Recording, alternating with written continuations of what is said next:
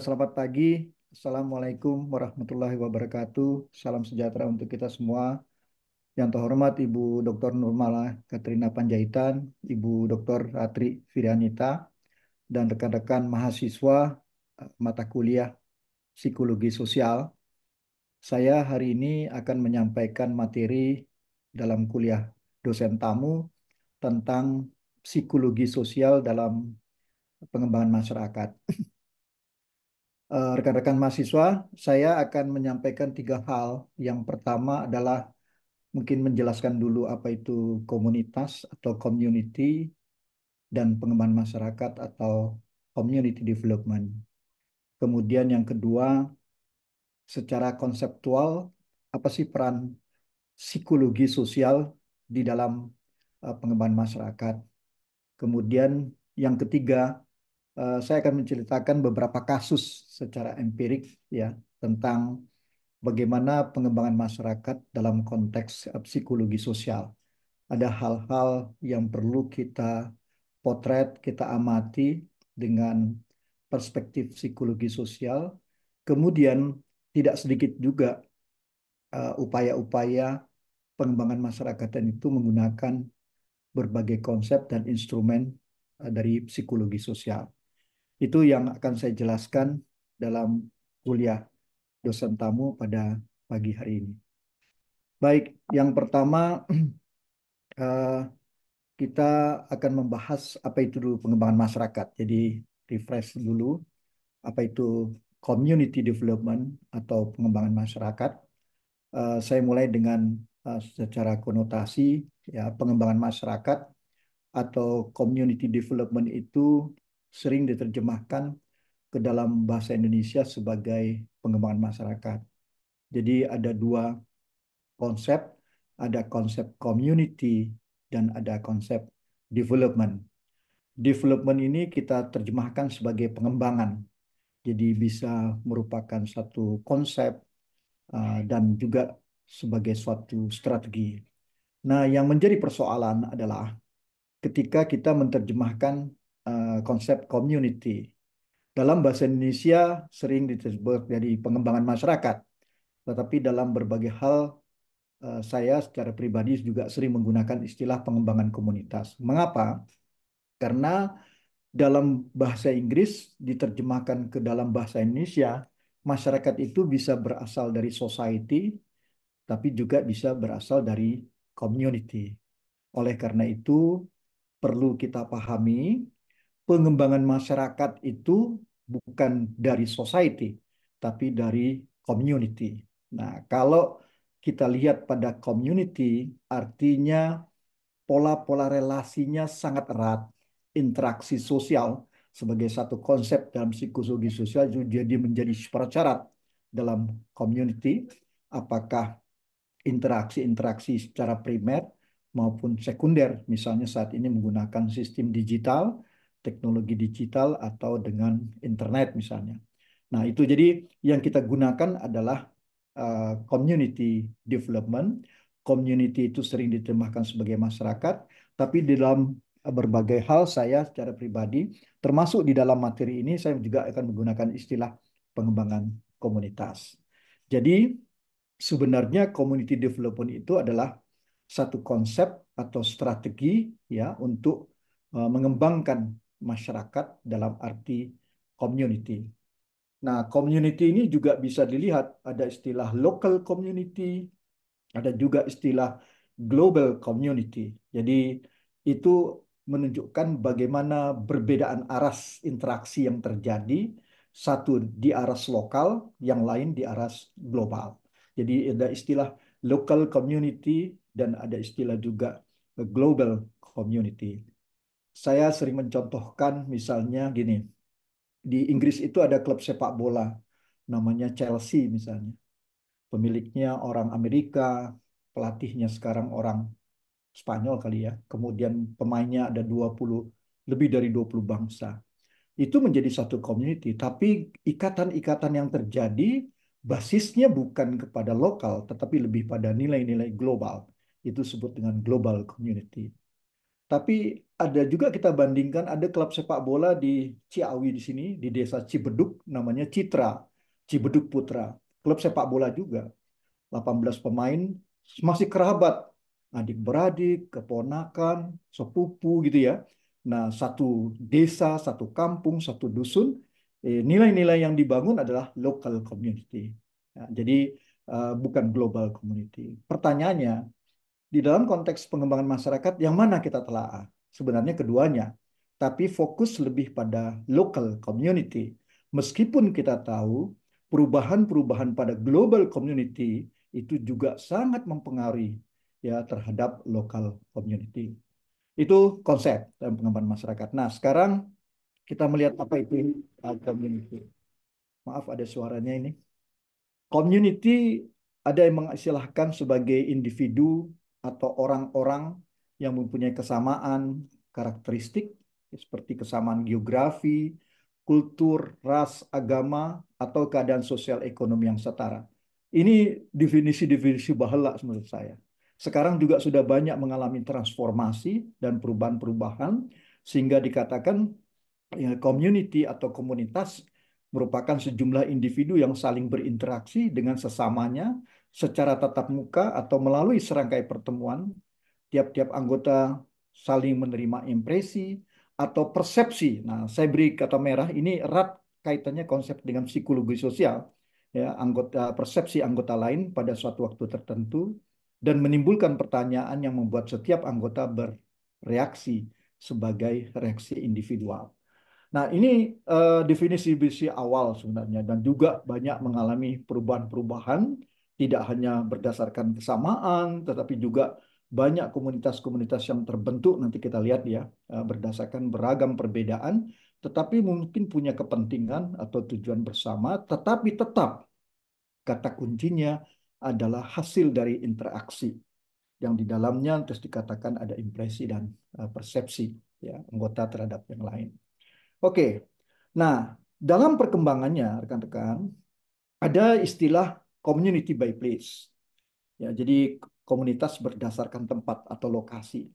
Ini ada beberapa definisi yang saya cantumkan. Ada beberapa kata kunci. Satu kata kunci geografis. Dalam satu geografis itu disebut juga komunitas. Ada yang menyebut sebagai suatu wilayah ya apakah itu rukun tetangga, apakah dusun, dukuh, bahkan desa, deso misalnya ya. Kalau kita lihat di Indonesia, community by place dari Sabang sampai Merauke ada yang kita sebut dengan pekon, ya, ada yang sekat gampung di Aceh, deso di Jawa, misalnya di Kalimantan kita mendengar ada istilah istilah desa yang mereka gunakan istilah-istilah kampung atau dusun ya. Kemudian di Bali ada desa adat ya, desa dinas, ada desa Pakramen, ada Banjar sampai misalnya kita lihat di Papua ada Ondo Afi dan sebagainya. Banyak sekali itu community based place. Jadi secara geografis dalam satu wilayah, dalam satu kesatuan geografis, dalam satu kesatuan wilayah ada yang lebih spesifik lagi memberikan dalam satuan spesifik area. Itu community by place, seperti desa. Nah, kita dalam pemahaman tentang pengembangan masyarakat sering juga melihat desa itu dipandang sebagai suatu komunitas. Meskipun beberapa ahli berbeda pandangan. Terlalu luas kalau desa itu sebagai satu komunitas. Misalnya desa Sunda, mungkin dusun, kampung yang mengumpuk menjadi satu berkumpul berbentuk lingkaran itu sebagai satu komunitas. Desa itu terlalu besar. Nah, ini bisa kita diskusikan dalam memahami apa itu community by place. Selain community by place, juga berkembang apa yang disebut dengan community by interest. Jadi ada minat-minat yang sama, ya misalnya kelas psikologi sosial ini dapat tidak dipandang sebagai community. Bisa, ada terjadi interaksi, pola relasinya terjadi, tapi bukan community by place, lebih pada community by interest. Anda tidak tinggal dalam satu komunitas, dalam satu wilayah yang sama, berbeda-beda, tetapi punya interest yang sama. Nah, community by interest ini ya digambarkan dia melintasi bermacam human organization. Jadi pengorganisasian komunitas. Dalam masyarakat kita lihat banyak ada kebutuhan bersama menjadi dasarnya, kemudian ada juga common interest, ya, ada minat yang sama, kemudian sampai kepada membentuk suatu kebutuhan, suatu keinginan menjadi suatu institution atau suatu lembaga. Sehingga dia mengatakan, a community is not only a collection of people, but it is a collection of institution. Ya, jadi dia tidak hanya kumpulan orang. Kalau kumpulan orang itu ada perspektif demografi kependudukan. Tapi kalau dalam pengembangan masyarakat, community itu bisa disebut sebagai kumpulan lembaga-lembaga. Ada lembaga keluarga, lembaga petani, ya, lembaga ekonomi dan seterusnya. Anda bisa membayangkan misalnya di dalam suatu community by place juga di dalamnya bisa terjadi community by interest yang terjadi. Nah, dengan perkembangan teknologi, rekan-rekan, terutama teknologi digital dan internet, maka sekarang berkembang juga apa varian dari community by interest yang kita sebut sebagai virtual community. Nah, ini berkembang dan Anda, saya pikir rekan-rekan banyak terlibat di dalam virtual community. Di Indonesia ada berbagai contoh saya tunjukkan dari community by interest, kemudian berkembang menjadi virtual community seperti Kejar Mimpi, Rumah Langit, Blood for Life, ya, Gas University, ya, kemudian ada kelas inspirasi, 1001 buku, Indonesia Berkebun, itu adalah gambaran-gambaran perkembangan suatu proses transformasi, tidak hanya community by place, ada community by interest, sampai kepada virtual community sebagai varian dari community by interest. Tapi kata kuncinya tetap adalah terjadi interaksi, apakah dengan primer atau sekunder. Dalam kehidupan masyarakat, konteks pengembangan masyarakat, biasanya community by place, community by interest, dan virtual community sudah berkelindan satu sama lain. Jadi ini sebagai metode-metode memanfaatkan bagaimana teknik-teknik berinteraksi itu bisa kita lakukan di dalam suatu proses-proses pembangunan, khususnya di dalam pengembangan masyarakat. Nah, apa itu virtual community? Ya, kalau kita lihat perkembangan internet yang semakin pesat itu uh, tidak hanya membentuk komunitas di dunia nyata. Ya, muncul istilah untuk melakukan pelompokan tidak hanya di dunia nyata, namun juga di dunia maya. Maka tadi saya katakan muncul varian dari community by interest yang kita sebut dengan virtual communities. Nah, komunitas virtual ini adalah kelompok orang dengan minat dan praktik yang sama, yang berkomunikasi secara teratur dan selama beberapa waktu secara terorganisir melalui internet, ya, dengan mekanisme bersama. Nah, ini memungkinkan pengguna mempunyai kesempatan untuk mempersonalisasi. Nah, ini konsep psikologi sosial juga nih. Pengalaman online mereka lebih jauh melalui identifikasi karakter. Itu kalau kita lihat. Kalau kita lihat sampai sekarang, sejak virtual community paling awal dengan penggunaan internet, kalau tidak salah sekarang sudah lebih dari 20 juta situs komunitas virtual. Ya, mungkin kan diskusi berkembang menjadi perasaan, koneksi hubungan pribadi, sampai kalau kita lihat dalam persoalan jual beli, produsen konsumen, sampai pada persoalan marketing.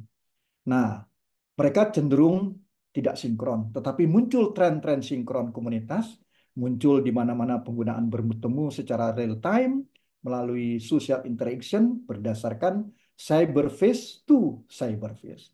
Nah, itu yang saya tunjukkan, ya, bagaimana komunitas itu juga mengalami transformasi. Jadi bisa kita istisarakan bahwa community sekarang, community by place, community by interest dengan varian virtual community sudah berkelindan. Bahkan ketiga-tiganya banyak dimanfaatkan dalam konteks berinteraksi dan di dalam konteks pengembangan masyarakat ini menjadi fokus, ya, bagaimana proses-proses pengembangan.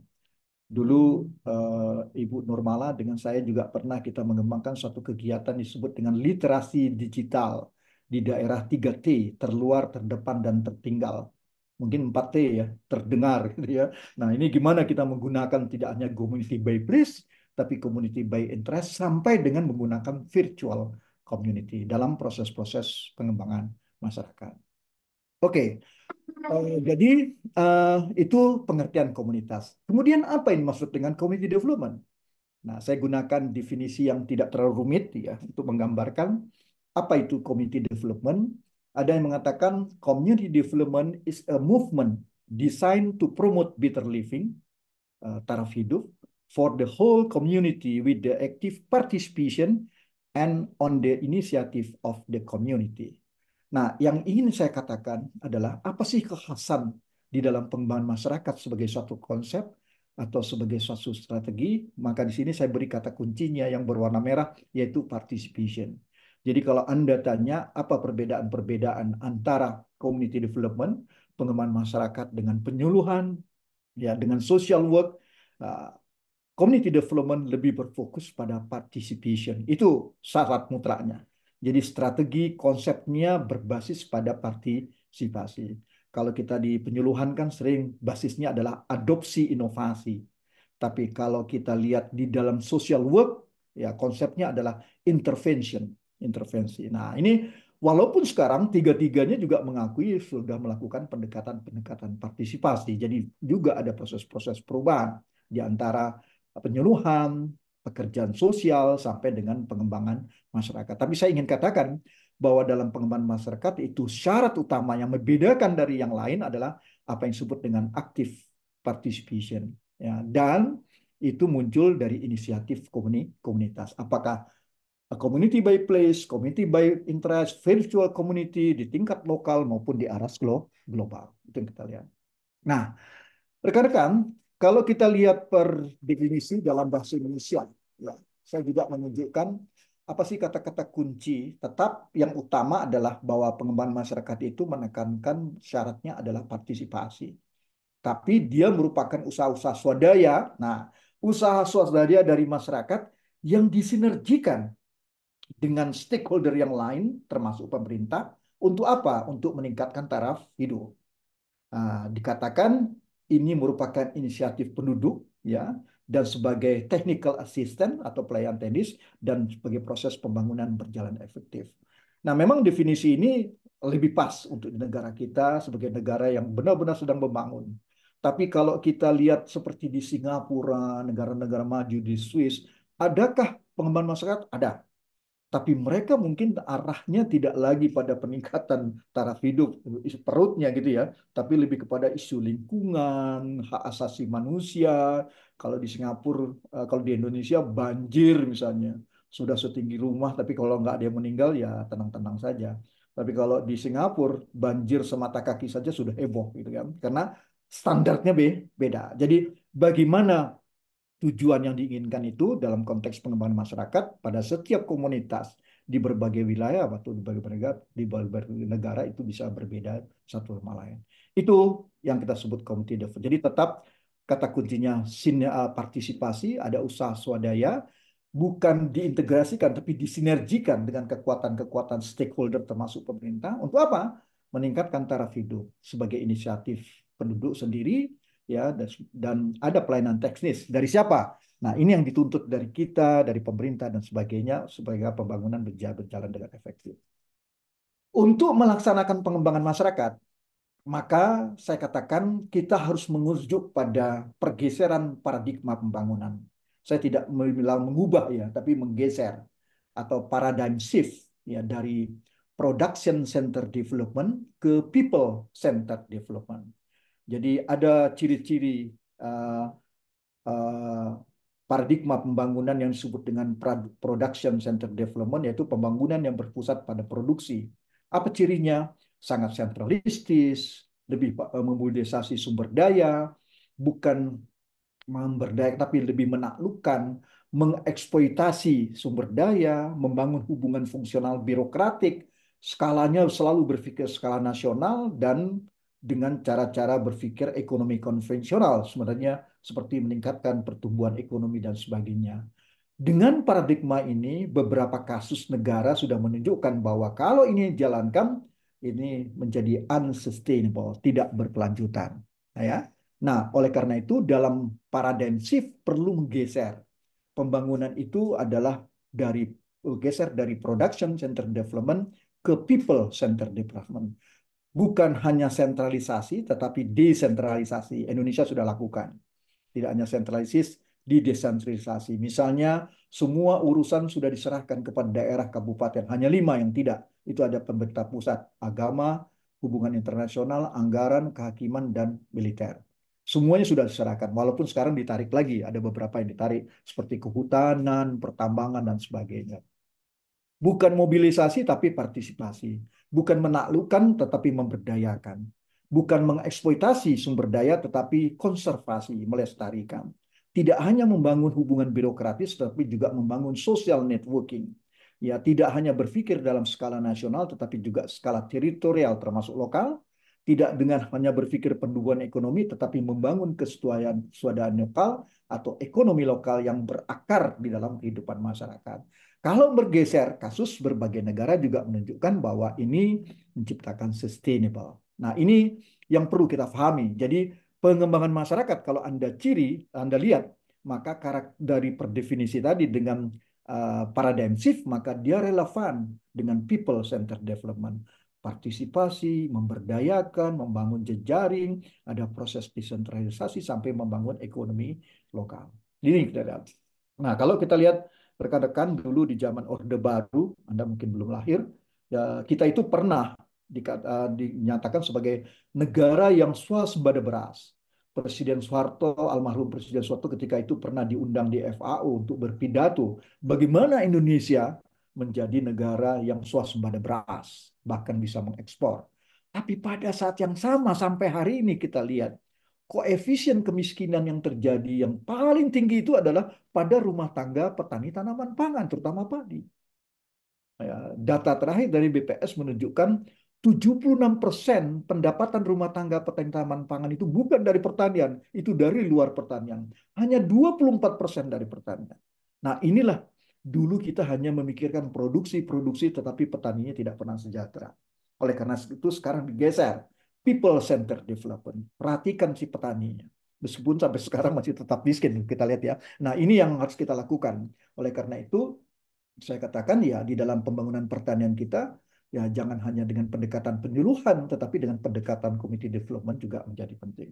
Itu prinsip yang pertama. Jadi pengembangan masyarakat harus merujuk pada paradigm shift dari production center development ke people center development. Saya tidak mengatakan production harus dihilangkan, tidak, tapi keseimbangan yang harus diatur. Mungkin lebih berat melihat people-nya daripada production. Itu yang pertama. Kemudian yang kedua, tadi saya katakan bahwa pengembangan masyarakat itu kata kuncinya adalah partisipasi. Nah, partisipasi yang bagaimana?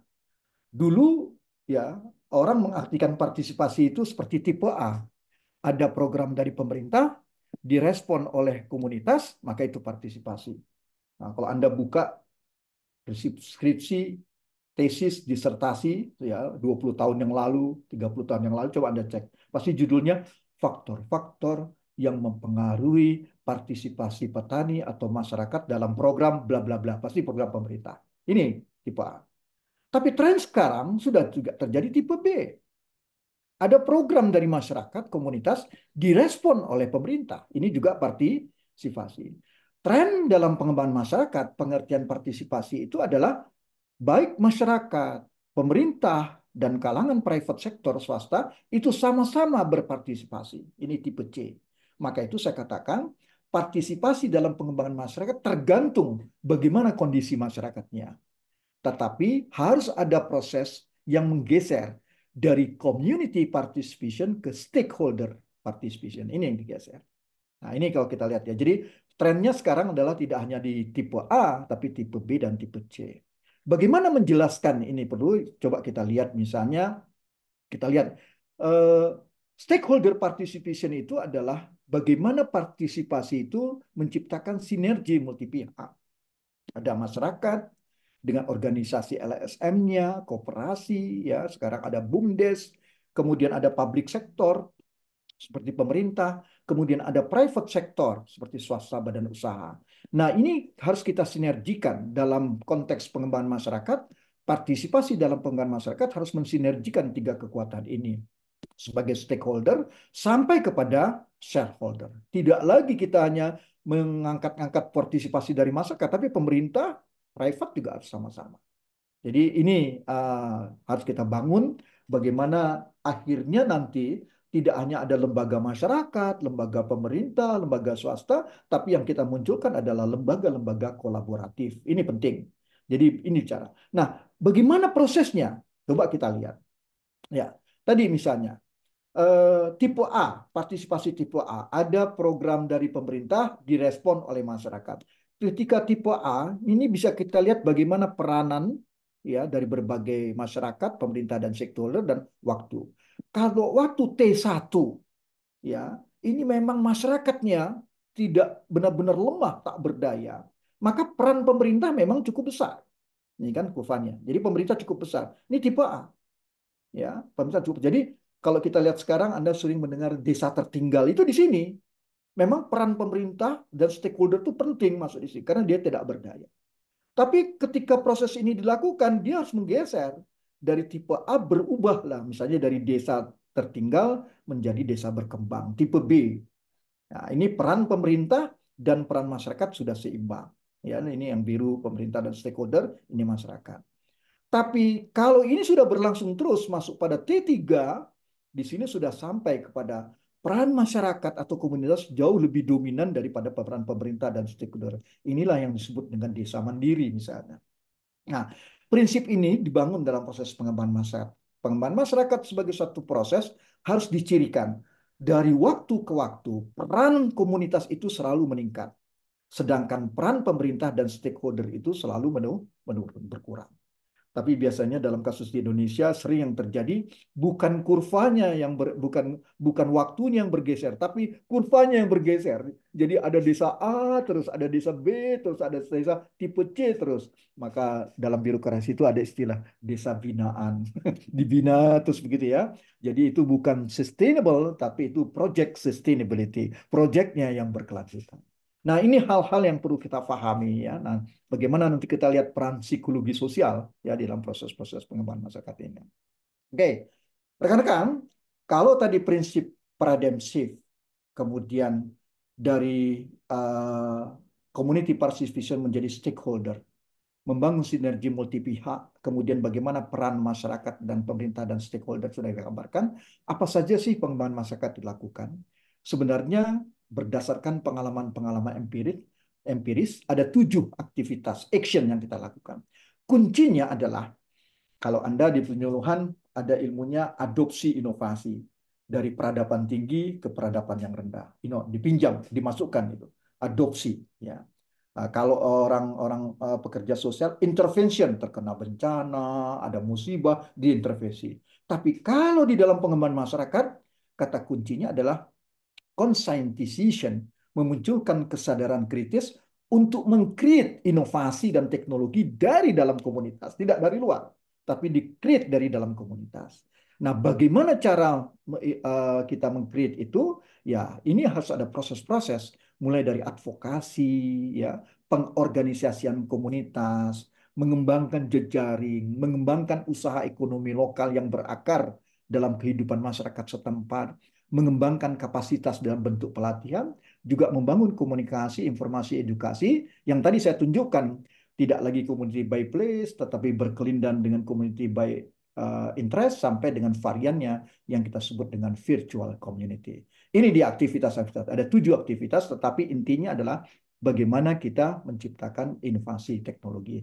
Sedikit saya ilustrasikan ya, bagaimana kita menciptakan satu proses pengembangan masyarakat. Tahun 85 saya pernah membimbing mahasiswa KKN IPB ya di Kabupaten Subang. Nah, ketika itu ada satu inovasi yang diadopsi oleh masyarakat yang harus quote and quote harus diadopsi menurut pemerintah, yaitu bagaimana petani tanaman pangan menggunakan urea tablet. Ya, urea tablet itu urea berbentuk tablet, itu ditembakkan ke dalam tanah. Yang paling mahal dalam instrumen itu bukan urea tabletnya, tetapi alat tembaknya. Sehingga banyak mas petani itu tidak mampu melaksanakan urea tablet karena mahal alat tembaknya itu.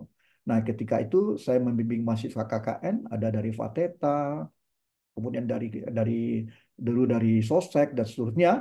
Kebetulan di desa itu banyak bambu. Saya tantang mahasiswa saya ada 5 orang. Anda bisa nggak membuat alat tembak yang tadi itu dijual oleh pemerintah kepada masyarakat dari bambu? Akhirnya mereka bersama-sama masyarakat desa mengkreat suatu inovasi teknologi alat tembak urea tablet. Dalam 2 bulan mereka menemukan dan bisa melaksanakan itu. Semuanya saya kasih nilai A. ya, dan itu adalah yang kalau kita lihat dalam perspektif pengembangan masyarakat, inovasi itu tidak datang dari luar, tapi di-create dari dalam desa tersebut. Apa yang terjadi? Saya beri nilai A, ya 20 hari lah sekitar dari setelah mereka pulang, saya dipanggil oleh Kepala Dinas Pertanian Tanaman Pangan Kabupaten Subang. Saya dimarah-marahkan karena saya dianggap tidak mendukung program pemerintah.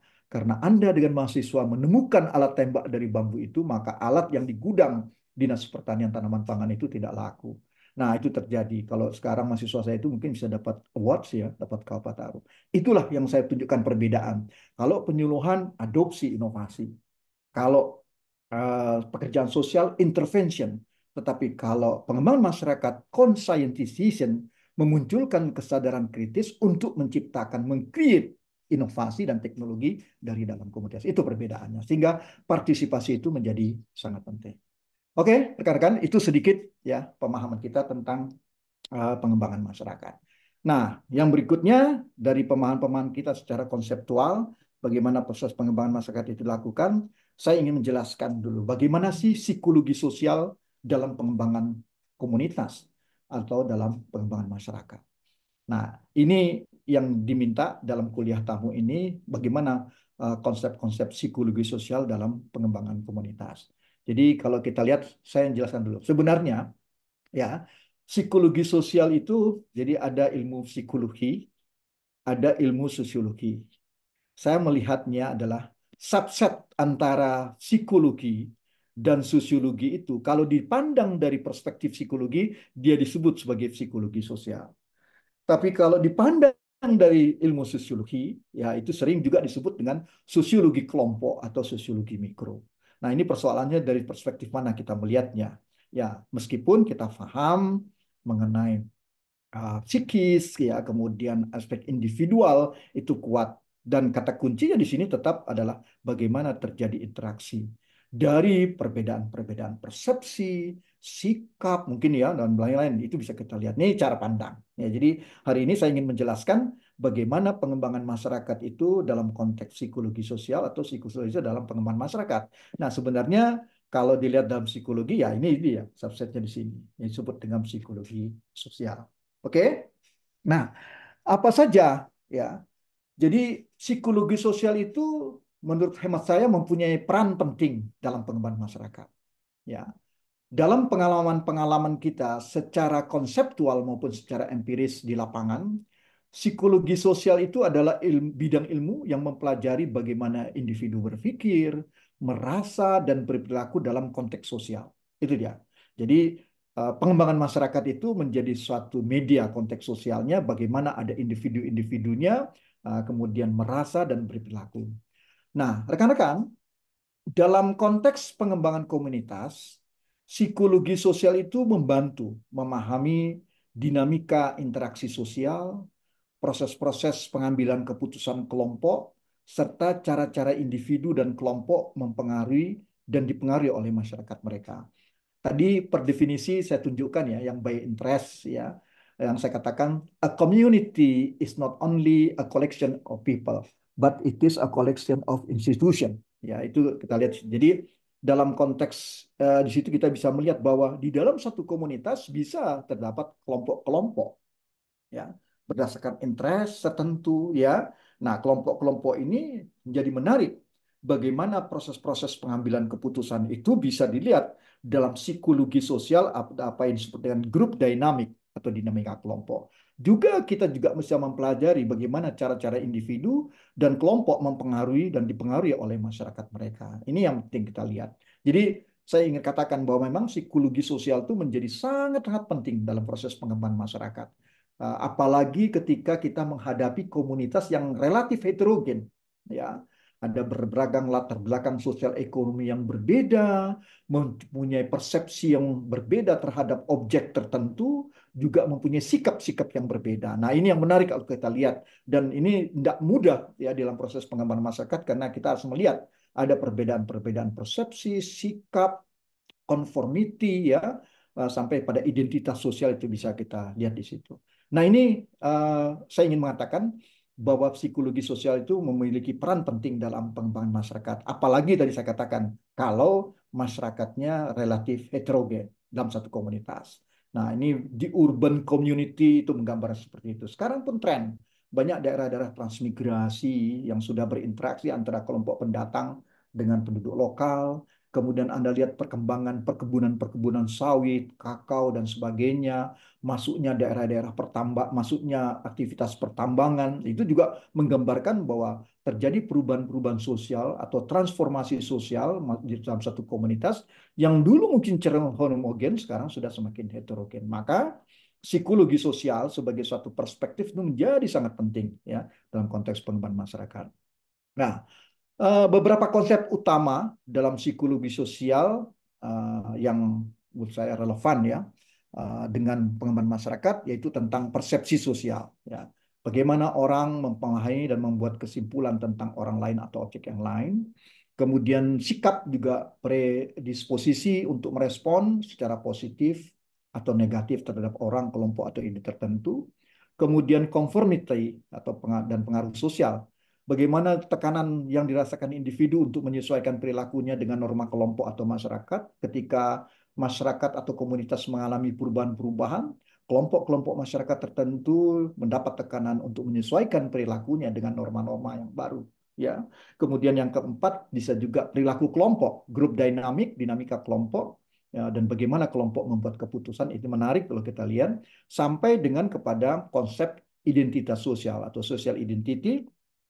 Bagaimana afiliasi kelompok seseorang mempengaruhi perilaku dan sikapnya. Nah, ini banyak dalam kasus-kasus pengembangan masyarakat terjadi ya.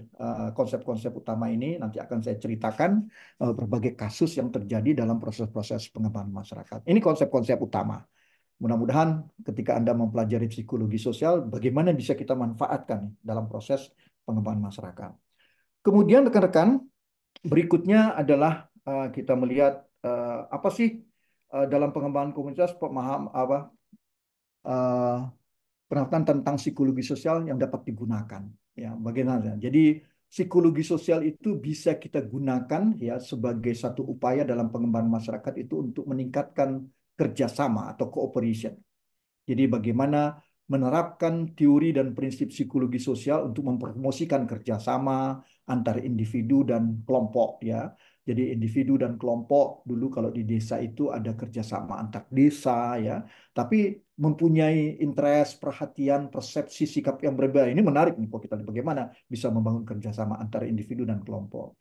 Yang kedua juga pemahaman tentang psikologi sosial dapat digunakan untuk mengelola konflik terutama untuk menciptakan konflik, untuk menganalisis ya konflik yang terjadi. Kemudian juga kita bisa gunakan sebagai upaya untuk menciptakan konflik resolution.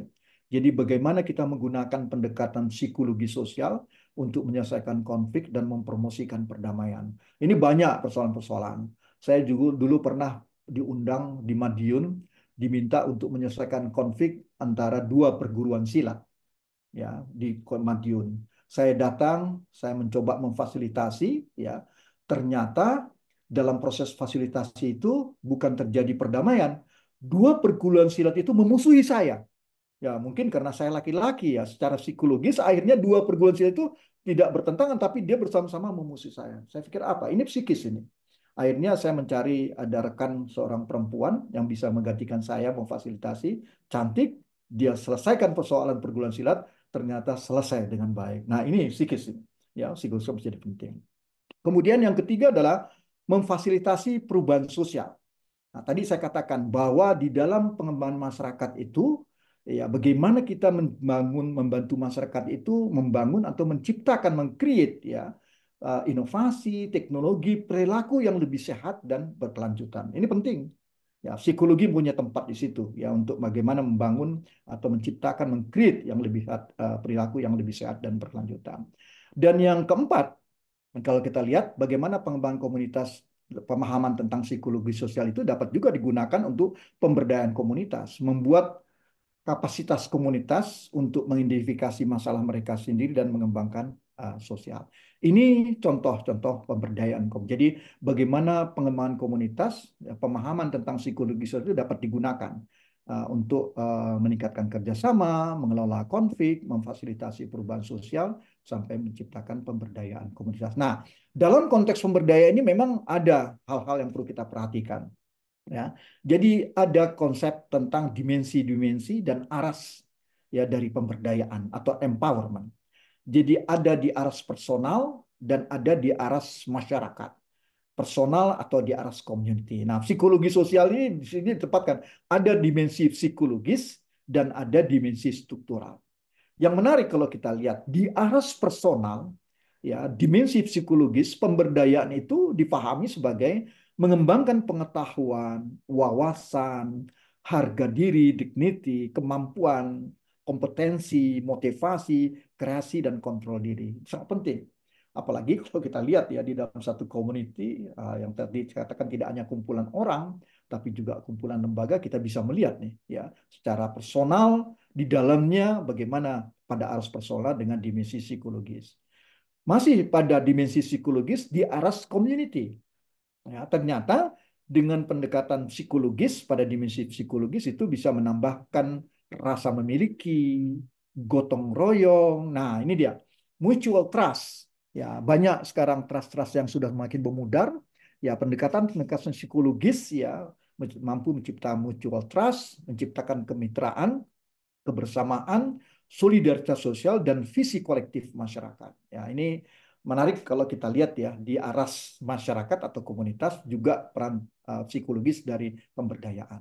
Nah, yang sebelah kanan itu lebih pada struktural, itu lebih pada sosiologis. Tadi saya katakan pengembangan masyarakat dilihat tadi menciptakan conscientization atau kesadaran kritis sampai mengorganize masyarakat untuk tindakan kolektif serta penguatan partisipasi dalam pembangunan.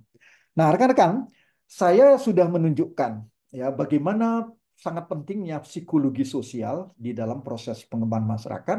Sampai yang terakhir saya tunjukkan bagaimana sebenarnya dimensi psikologis itu penting ya di dalam memperkuat ya pada aras personal maupun pada aras komunitas. Jadi ini hal-hal yang perlu kita lakukan di dalam proses pengembangan. Meskipun saya akan pahami juga bahwa tidak selalu dalam proses pengembangan itu harus dengan pendekatan psikologis, tapi pengalaman-pengalaman menunjukkan dari pengalaman-pengalaman empirik itu selalu muncul ya, konteks-konteks psikologis itu selalu muncul.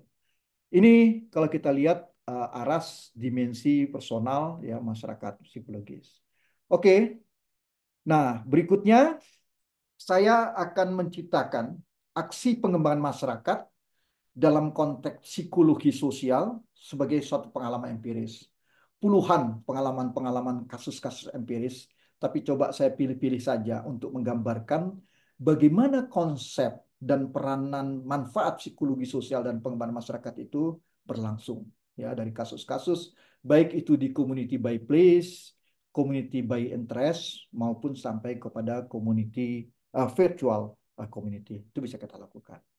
Baik rekan-rekan, saya mulai dengan aksi pengembangan masyarakat. Ini pengalaman pertama adalah komunitas pertanian di Bovendigul.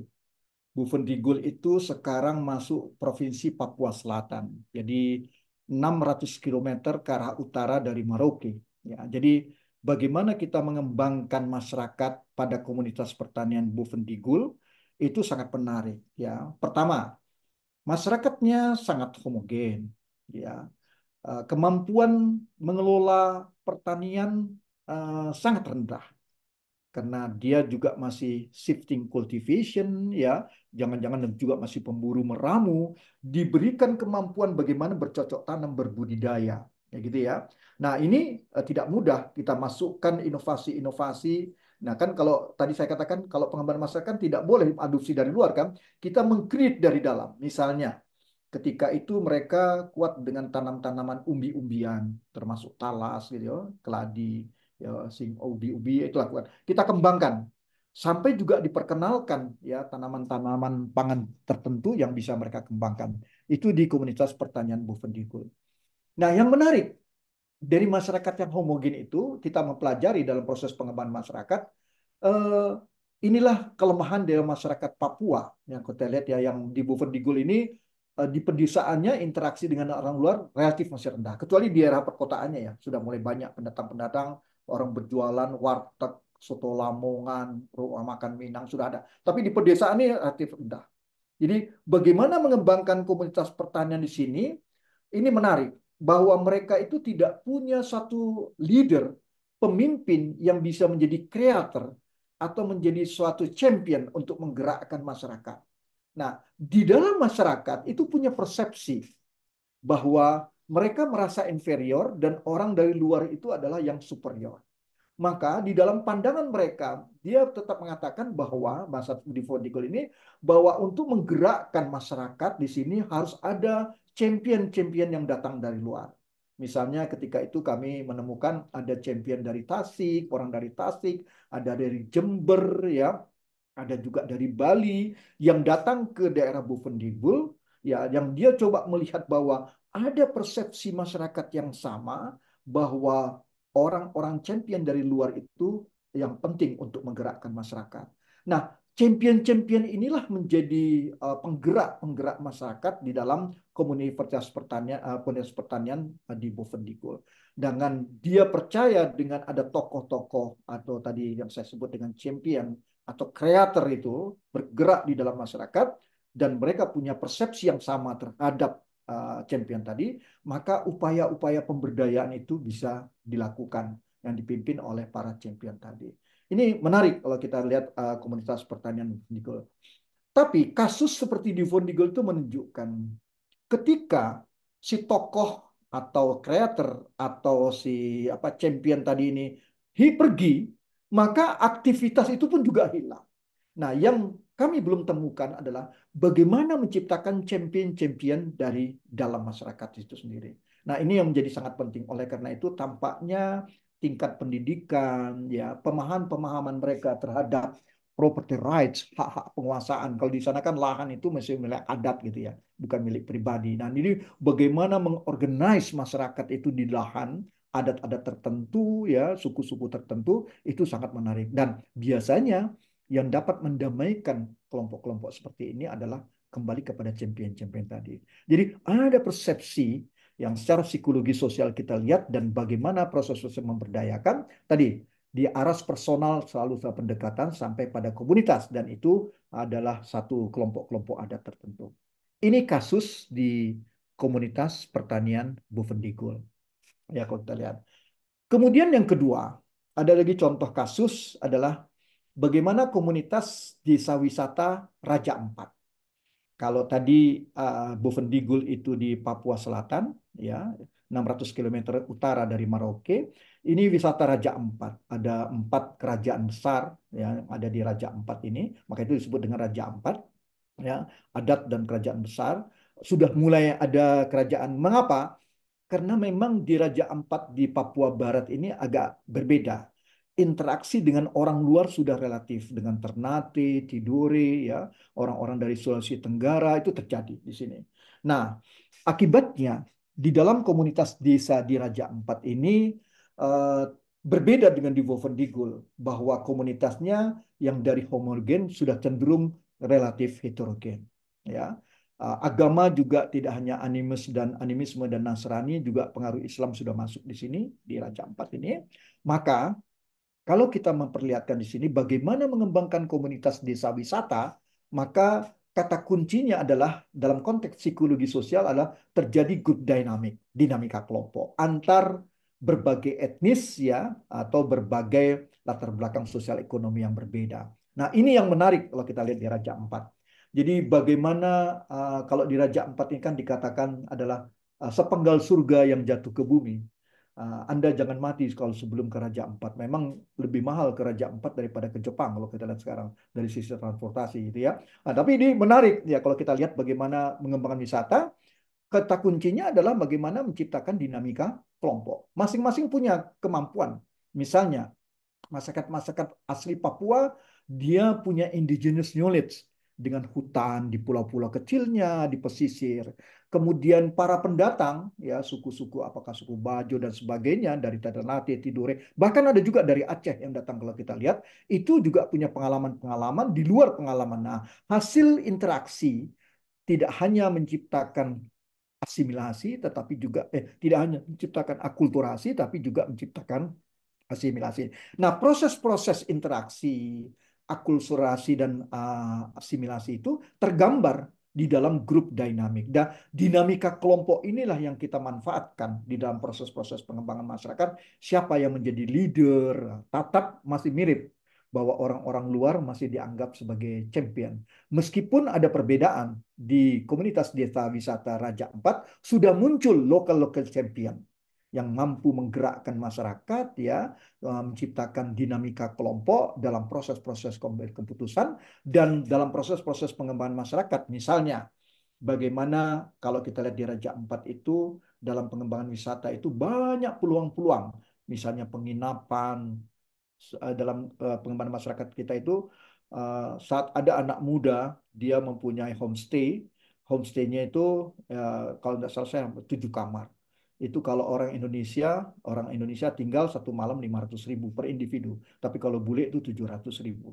Itu hanya rumah dari Rumbai, bangun lantai papan, pakai genset yang bisa akses. Nah, hebatnya wisata Raja Ampat ini sudah 4G dulu. Ya, ini karena daerah wisata, itu hebatnya. Jadi mereka jam 8 kalau orang asing itu jam 7 8 malam udah dimatikan gensetnya, dia mau tenang. Nah, tapi disitulah ini dibangun wisata dan bagaimana anak muda punya 7 kamar ya yang dibangun dengan sederhana, tapi yang penting adalah dapurnya higienis, kamarnya bersih. Itu. Nah, pendapatan juga besar. Kalau tidak ada upaya peningkatan kapasitas berbahaya karena uangnya semakin banyak. Ini kita lakukan. Nah, bagaimana upaya-upaya yang kita lakukan dari beragam masyarakat di komunitas desa wisata Raja Ampat itu kata kuncinya adalah dengan grup dinamik, dinamika kelompok dalam proses pengambilan keputusan, membangun ekonomi lokal dalam menunjang pariwisata, mulai dari objek wisata sampai soal transportasi, karena transportasi yang mahal. Disinilah kita mencoba membangun kerjasama. Menggunakan sistem radio dan internet, kita lakukan kerjasama-kerjasama, tidak hanya antar orang, tetapi juga antar desa, antar pulau yang terjadi di Raja Ampat. Jadi grup dinamik dan kerjasama. Itu contoh yang kedua. Nah, contoh yang ketiga, ini adalah masyarakat pedesaan Timor. Ya, jadi ada satu LSM internasional namanya Plan Internasional, uangnya banyak. Dia melakukan proses-proses pengembangan masyarakat di masyarakat pedesaan Timor. Pendekatan yang mereka lakukan adalah mereka punya proposisi memberdayakan masyarakat itu harus dimulai dengan memberdayakan anak. Jadi mereka lakukan itu. Nah, proses-proses ini mereka lakukan coba mendidik anak baik secara formal maupun informal atau non formal itu mereka lakukan. Tapi 2-3 tahun proses-proses yang dilakukan oleh Plan Internasional ini gagal.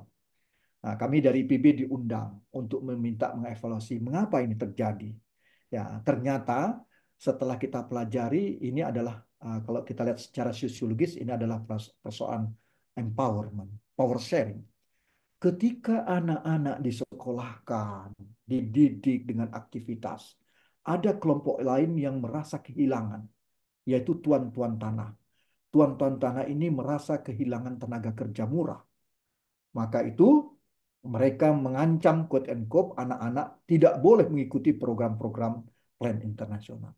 Nah, ini persoalan. Jadi memang di sana kalau panen jagung itu kendurinya tidak hanya di gereja tapi juga dengan tuan-tuan tanah. Tuan-tuan tanah ini sangat powerful, ya. Maka itu terjadilah konflik antara tuan tanah dengan masyarakat yang ingin anaknya disekolahkan, termasuk juga dengan plan internasional. Apa yang kita bisa lihat ya, harusnya dibangun persepsi yang sama antara masyarakat, plan internasional, masyarakat dengan tuan-tuan tanah yang sangat powerful ini. Dan dengan cara inilah kita bisa membuat konflik resolution dan akhirnya bisa memberdayakan masyarakat. Memang si tuan tanah ini sangat powerful ya kalau kita lihat. Sehingga kalau kita perhatikan ya, bagaimana mereka melawan militer dan semuanya begitu kuat.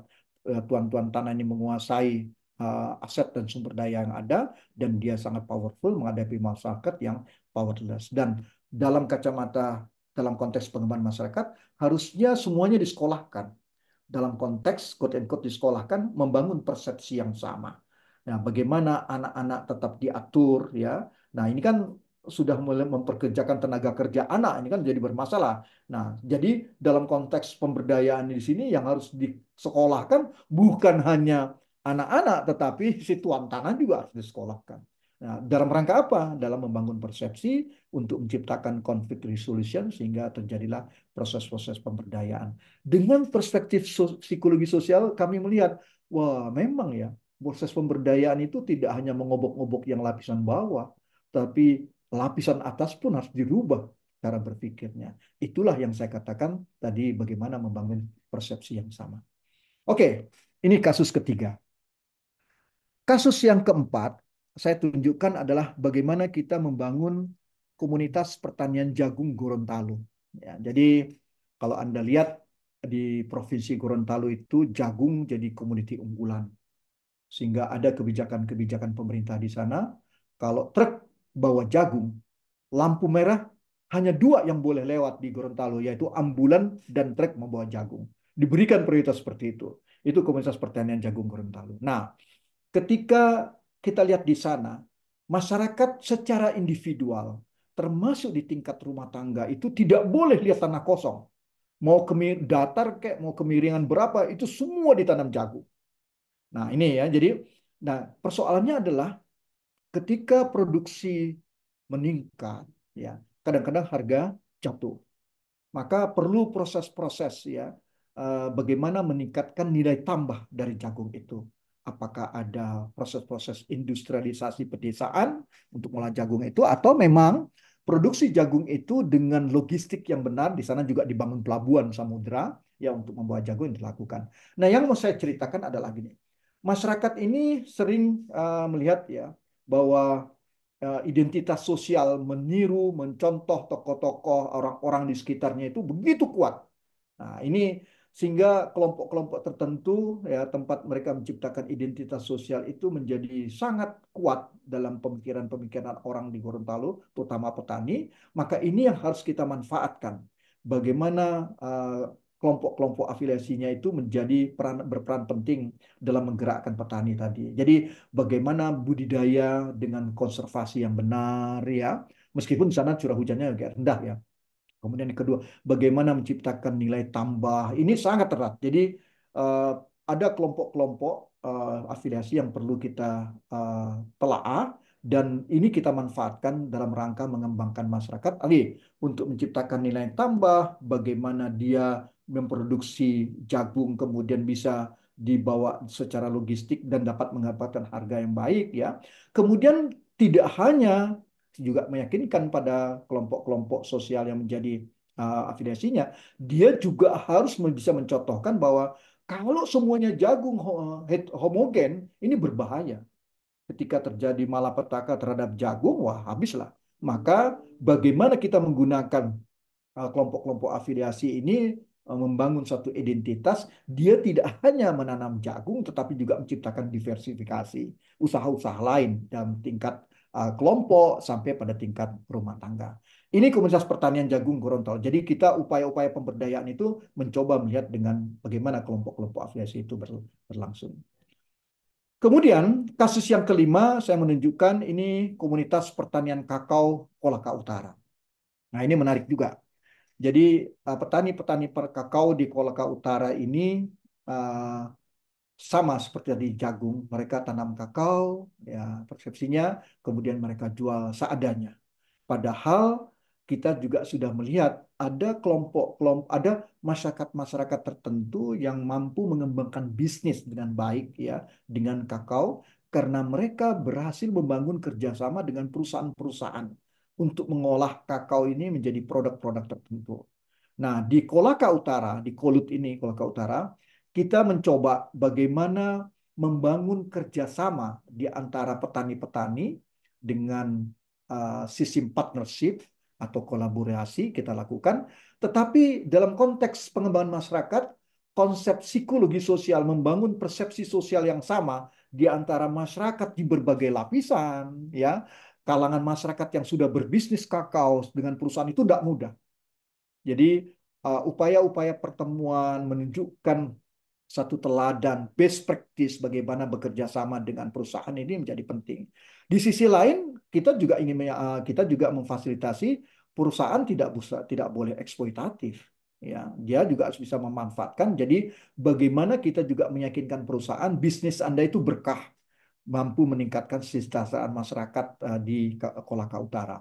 Nah, artinya yang kita lakukan ketika itu adalah membangun persepsi sosial di antara kelompok-kelompok masyarakat yang sama bahwa ada loh perusahaan-perusahaan yang mau membantu meningkatkan kesejahteraan dan taraf hidup petani kakao di Kolaka Utara dalam upaya membangun kerjasama. Jadi di satu sisi kita membangun kerjasama tidak individual, tapi individu-individu membentuk kelompok, kelompok-kelompok ini difasilitasi oleh pemerintah, kemudian membangun kontrak farming dengan si perusahaan-perusahaan pengolahan kakao menjadi produk-produk tertentu. Ini terjadi di Kolaka.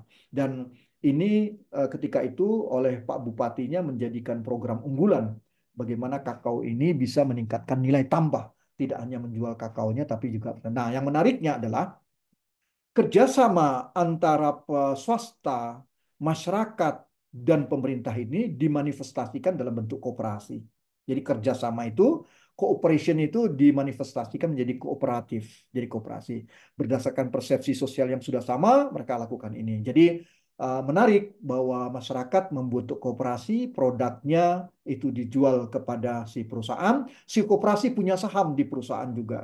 Sehingga kalau perusahaannya untung, ada share yang diberikan kepada koperasi dan koperasi memberikan kepada anggotanya sebagai sisa hasil usaha. Itu yang terjadi di Komunitas Pertanian Kakao. Nah, ini strategi kita. Jadi kata kuncinya kita lihat ini karena tidak ada persepsi yang sama antara masyarakat di berbagai lapisan dengan pemerintah maupun di kalangan swasta. Itu satu contoh ya, Komunitas Pertanian Kakao Kolaka Utara. Persepsi sosial sampai membangun kerjasama. Kemudian yang keenam, contoh yang keenam adalah kawasan pedesaan Bantaeng. Nah, ini menarik nih. Jadi kawasan pedesaan Bantaeng ini ada beberapa desa di Bantaeng ini dari desa secara struktural, kultur, pola-pola adaptasi ekologi relatif sama. Kemudian ada yang di upland, ada juga yang di lowland. Jadi bagaimana kita membangun kerjasama antar kelompok dan antar desa. Itu kita lakukan dalam proses pengembangan masyarakat untuk membangun kawasan perdesaan Bantaeng yang mencoba mensinergikan kegiatan pariwisata dengan produk-produk lokal, baik di bidang pertanian, keterampilan, jasa yang ada di Bantaeng. Nah, memang menariknya di Bantaeng ini tokoh bupati sangat kuat, ya, jadi rujukan. Dan tokoh bupati ini yang kami lihat dengan leadership-nya itu mampu menciptakan grup dinamika kelompok di antara desa-desa di Bantaeng ini untuk membangun satu proses yang kita katakan bahwa dengan grup dinamik ini manfaatnya adalah kami sebagai fasilitasi mampu memfasilitasi perubahan-perubahan sosial yang terjadi di dalam masyarakat. Jadi bagaimana masyarakat dengan produk pertaniannya diolah sedemikian rupa menjadi barang makanan-makanan kuliner yang bagus ya. Kemudian ini menjadi daya tarik untuk wisatawan. Kalau wisatawan datang hit and run itu nggak banyak manfaatnya. Tapi bagaimana menarik wisatawan di Bantaeng ini untuk menginap ya. Maka menginap itu pasti dia akan makan, sewa kamar, ruangan dan sebagainya. Dibuatlah rumah dan kamar yang higienis ya, dapur yang higienis ini lakukan. Nah, ini semua sangat tergantung daripada grup dana. Mengapa? Karena dari sejumlah desa yang ada di Bantaeng yang kita katakan sebagai kawasan wisata dengan basis pertanian tadi, kita berikan apa perbedaan-perbedaan bisnis, di mana tempat logistik, di mana tempat untuk transportasi, di mana tempat untuk menginap, di mana kuliner. Jadi apa yang kita kembangkan adalah dengan dinamika kelompok ini ada kesepakatan-kesepakatan untuk membangun paket-paket wisata.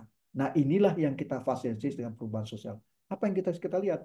Pertama, taraf hidup meningkat. Kedua, masyarakat juga hidupnya berubah. Lebih bersih, ya, ingin menonjolkan ya, apa keindahan, kebersihan dari desa-desanya, termasuk rumah-rumah tangganya, supaya orang mau menginap di situ. Oke, jadi ini grup dinamik dan ada upaya-upaya untuk memfasilitasi perubahan sosial. Yang ketujuh, saya masuk kepada komunitas mangrove Mentawir. Ini kira-kira tidak jauh dari IKN, ibu kota Nusantara kita, ya. Mentawai ini mangrove. Nah, di sini menarik, ya. Tadinya mangrove itu bagi komunitas tempat hanya tempat untuk memancing, mencari apa uh, hewan-hewan atau binatang-binatang yang ada di mangrove ya, itu yang kita lakukan. Dan bahkan juga ada kecenderungan mangrove ini ditebang, dibakar menjadi arang. Ini berbahaya dari sisi konservasi. Nah, di sini kita melihat antar lapisan masyarakat di Mentawir ini mempunyai sikap-sikap yang berbeda. Mengapa? Juga punya persepsi yang berbeda. Toh ini punya kita kelola, kita bakar jadi arang ya. Lama-kelamaan ya sumber daya hayati yang ada di mangrove itu juga semakin berkurang. Maka ada perbedaan-perbedaan sikap di antara lapisan-lapisan masyarakat. Ternyata antara lapisan bawah dengan lapisan atas juga ada kerjasama. Lapisan atas menciptakan modal untuk membuat arang dan sebagainya sehingga banyak hewan-hewan satwa-satwa yang menjadi daya tarik di mangrove Mentawai ini makin berkurang. Syukurlah ada seorang Bugis datang ke situ. Nah, ini menarik juga nih. Si Bugis ini memberikan dia lakukan menikah dengan orang setempat, beranak pinak, menjadi motor dan saya anggap dia menjadi champion. Nah, champion ini, kreator ini si orang Bugis ini mampu bagaimana mengakomodir sikap-sikap yang berbeda untuk jangka panjang sehingga dibangunlah komunitas mangrove Mentawai ini menjadi daerah wisata ya dan proses-proses ini mampu mengembangkan suatu proses pemberdayaan untuk meningkatkan taraf hidup sama juga seperti tadi di Bantaeng mereka menciptakan rumah-rumah untuk penginapan bahkan ketika kita memfasilitasi sana banyak orang-orang bule juga yang menginap di sana ya untuk melihat bagaimana komunitas mangrove ya angsa burung ya kalau banyak berkembang karena memang mangrove dikonserv sedemikian rupa menjadi daerah wisata. Jadi ada perbedaan-perbedaan sikap yang mampu diakomodir oleh pendatang ya menjadi tokoh seorang Bugis ya kemudian ini menunjukkan proses pemberdayaan. Kemudian contoh yang kedelapan saya menggambarkan ini corporate social responsibility Sinarmas, satu perusahaan perkebunan sawit dan komunitas perkebunan sawit di Kapuas Hulu. Nah, di Kapuas Hulu ini kalau kita lihat community by place, ada orang Dayak yang tinggal di pedalaman dan ada orang Melayu yang tinggal di pinggiran Sungai Kapuas. Jadi kalau kita perhatikan secara historis, yang disebut Melayu ini adalah orang Dayak yang sudah masuk Islam. Di sana kalau Dayak masuk Islam jadi Melayu dia, gitu ya. Nah ini struktur dan kultur masyarakatnya juga berbeda. Apalagi pola-pola adaptasi ekologinya juga berbeda antara yang di dalam sekitar hutan, kemudian di pesisir. Jenis mata pencarian juga mereka berbeda. Masuklah Sinarmas mengembangkan perkebunan sawit. Nah, ketika Sinarmas masuk ke sana, diantaranya menurut Undang-Undang Perseroan, mereka juga harus melaksanakan CSR. Ya, kan? Nah, ketika CSR ini dilaksanakan, kita melihat bahwa ya CSR Sinarmas ini seperti intervensi saja. Kasih ini, kasih itu, kasih ya. Tidak pernah dibangun bersama secara partisipatif. Ya, apa proses-proses pengembangan masyarakat dan pemberdayaan dalam kerangka CSR ini lakukan. Nah, kita dah minta, IPB diminta, kita lakukan fasilitasi di sana. Apa yang bisa kita lihat? Ternyata bagaimana melihat konteks CSR ini? Ya, ketika si perusahaan Sinarmas menjelaskan kepada masyarakat, persepsi masyarakat juga berbeda-beda. Ini yang kita lihat. Nah, ini yang menarik kalau kita lihat. Jadi antara orang Dayak dengan Melayu beda, antar lapisan berbeda. Tapi yang menarik, ada kelompok-kelompok di dalam baik suku Dayak maupun suku Melayu itu yang menjadi champion-champion. Siapa yang menjadi champion ini? Adalah orang-orang yang tidak hanya berusaha di perkebunan sawit, tapi dia juga punya pertanian tanaman pangan seperti padi, dia memelihara ikan arwana, ya, dia juga mengelola karet. Saya pernah menghitung champion-champion ini punya 7 sampai 9 jenis mata pencarian. Sehingga hidupnya itu sangat survive dan sustainable. Ini champion-champion. Nah, ketika kita mencoba melihat bagaimana peran Sinarmas tadi memberikan bantuan quote and quote dalam konteks CSR, persepsinya berbeda, maka kita bangun persepsi dengan menggait ya champion-champion tadi ini bagaimana memahami CSR. Jadi CSR itu tidak dilihat hanya bantuan cuma-cuma, tapi dilihat sebagai capital formation, pembentukan modal. Bagaimana membangun usaha, tidak hanya di sawit, tetapi juga bagaimana pada individu-individu rumah tangga tertentu bisa seperti champion. minimal mempunyai 3 jenis mata pencarian utama, 4 jenis dan 5 jenis, itu yang mereka lakukan, sehingga itu menciptakan peluang kerja dan peluang berusaha. Jadi kita lihat, di kata kuncinya adalah juga persepsi. Nah, proses-proses pemberdayaan itu tidak harus dilakukan oleh Sinarmas. Ya, kita hanya memberikan peluang, kami dari IPB hanya memfasilitasi bagaimana lokal-lokal champion itu menciptakan ruang bagi masyarakatnya di situ untuk proses pemberdayaan. Jadi sudah real dilakukan, menciptakan peluang kerja dan peluang berusaha. Alhamdulillah kalau kita lihat dalam perkembangannya, indeks desa membangun dari desa-desa di sekitar Sinarmas dulunya sangat rendah, sekarang sudah mulai meningkat. Jadi ada upaya-upaya baik pada masyarakat Dayak maupun pada masyarakat pesisir sungai. Dayak lebih banyak dengan industri knowledge-nya, dia mengembangkan sawit tapi juga menjaga soal perladangan, perkebunan, karet dan sebagainya. Sedangkan di pesisir ada juga berkebun sawit, tapi juga bagaimana menciptakan keramba, ya menciptakan produk-produk dari sungai itu mereka lakukan. Oke, itu contoh yang ke-8. Yang ke-9, saya mencontohkan kolaborasi komunitas peternak sapi dan sawit di Kota Waringin Barat. Ini di Pangkalan Bun. Pangkalan Bun, Kota Waringin Barat ini punya visi ingin menjadi sumber uh, daging hewani untuk DKI Jakarta. Karena kalau dia punya cold storage, dia beternak sapi, dia bisa kirim ke Jakarta. Tidak sampai 1 jam dengan pesawat terbang sudah sampai. Itu dilakukan. Maka di sana dikembangkanlah suatu komunitas peternak sapi yang bekerja dengan sawit. Jadi apa bungkil-bungkil sawit itu menjadi pakan ternak. Nah, di sini kita bangun persepsi yang sama antara peternak dan kebun sawit, apalagi kalau peternak juga merangkap punya kebun sawit. Ini kita lakukan dan ini relatif berhasil. Pemerintah menyediakan mengembangkan koperasi, KUD sampai ada BUMDes, BUMDes itu dengan segmen kapasitas modal yang berbeda dan proses-proses pemberdayaan terjadi. Tapi setelah berapa tahun kami juga mengalami masalah. Ternyata peternakan sapi ini kekurangan pakan ternak juga dari bungkil sawit. Karena apa yang terjadi? Ternyata bungkil sawit itu lebih mahal dijual untuk menciptakan kosmetik daripada untuk peternak sapi. Nah, ini jadi persoalan. Jadi kita punya proses ada tentang kebijakan harga.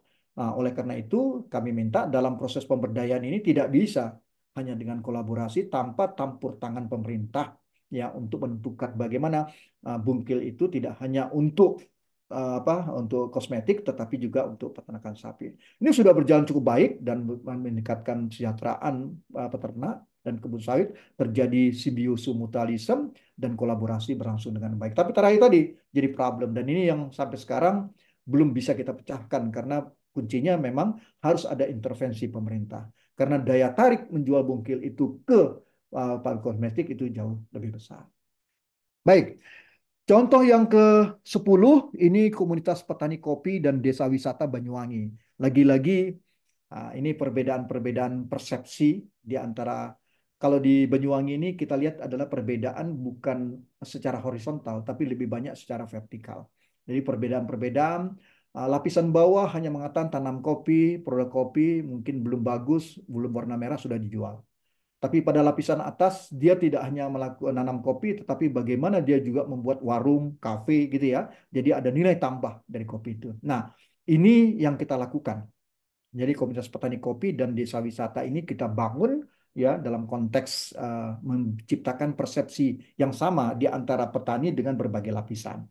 Nah, dengan cara seperti ini akhirnya kita dapat membangun kerjasama di antara petani-petani lapisan atas dengan petani-petani lapisan bawah. Apakah dalam satu kelompok atau dalam satu koperasi unit desa atau dalam satu badan usaha milik desa. Mereka tidak mau bekerja sama antar desa karena satu desa juga economic of scale-nya sudah, skala ekonominya sudah segitu tinggi. Jadi dengan desa wisata ini bisa berkembang. Nah, komunitas petani kopi ini akhirnya bisa menjadi apa ya menjadi engine untuk menggerakkan pariwisata di sana berkembanglah internet bahkan apa kuliner yang lain penginapan dan seterusnya ini terjadi lagi-lagi saya melihat awalnya adalah tidak ada persepsi yang sama mengapa ya ini tadi untuk mendapatkan keuntungan dengan cepat dan itu yang mereka lakukan. Kemudian yang ke-11 saya menunjukkan tentang perkebunan sawit dalam kawasan hutan Bohorok dan Aceh Tamiang. Nah, ini menarik. Jadi ada satu desa di Bohorok ini, di Langkat ini, itu satu desa 100% masyarakatnya nanam sawit. Tidak hanya kebun sawitnya, tapi desa ini pun ada di dalam kawasan hutan.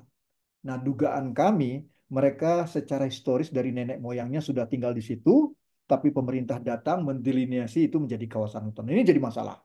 Ya, begitu juga di Aceh Tamiang, sama seperti itu. Nah, terjadilah konflik-konflik baik secara horizontal maupun secara vertikal dengan perusahaan swasta maupun dengan pemerintah. Terutama masyarakat dan perkebunan wisata bersatu melawan pemerintah. Itu yang terjadi.